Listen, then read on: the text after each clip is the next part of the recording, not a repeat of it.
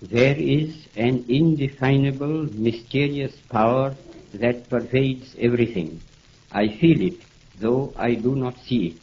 It is this unseen power which makes itself felt and yet defies all proof, because it is so unlike all that I perceive through my senses. It transcends the senses, but it is possible to reason out the existence of God to a limited extent.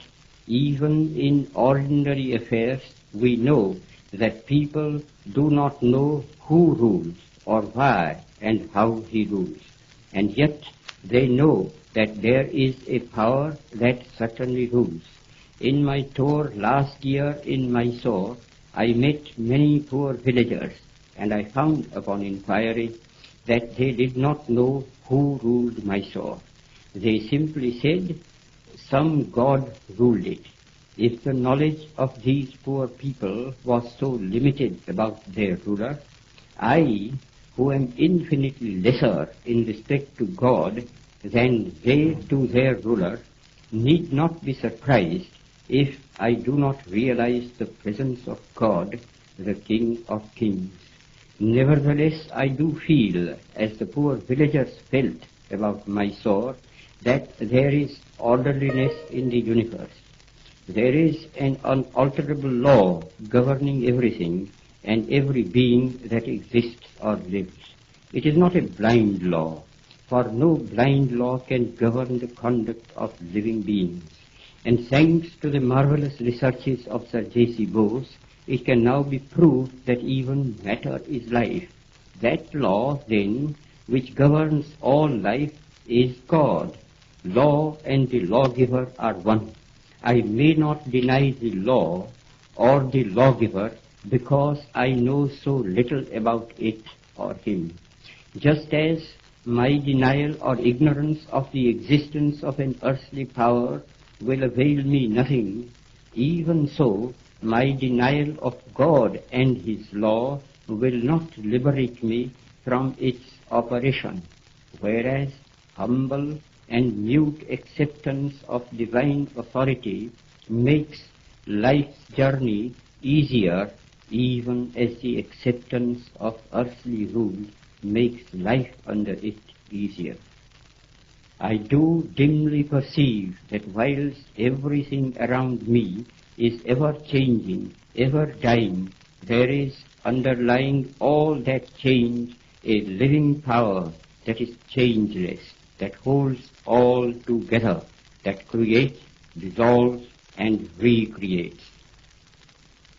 That informing power of spirit is God, and since nothing else that I see merely through the senses can or will persist, he alone is. And is this power benevolent or malevolent? I see it as purely benevolent, for I can see that in the midst of death, life persists. In the midst of untruth, truth persists. In the midst of darkness, light persists. Hence I gather that God is life, truth, light. He is love. He is the supreme good. But he is no God who merely satisfies the intellect, if he ever does. God, to be God, must rule the heart and transform it. He must express himself in every smallest act of his votary. This can only be done through a definite realization, more real than the five senses can ever produce. Sense perceptions can be, and often are, false and deceptive, however real they may appear to us. Where there is realization outside the senses, it is infallible.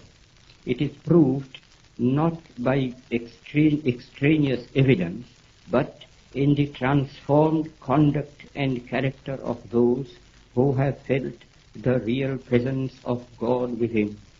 Such testimony is to be found in the experiences of an unbroken line of prophets and sages in all countries and climes. To reject this evidence is to deny oneself. This realization is preceded by an immovable faith. He who would, in his own person, test the fact of God's presence can do so by a living faith.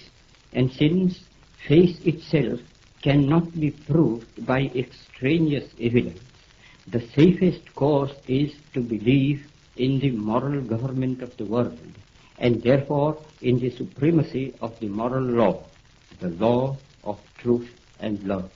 Exercise of faith will be the safest where there is a clear determination, summarily, to reject all that is contrary to truth and love.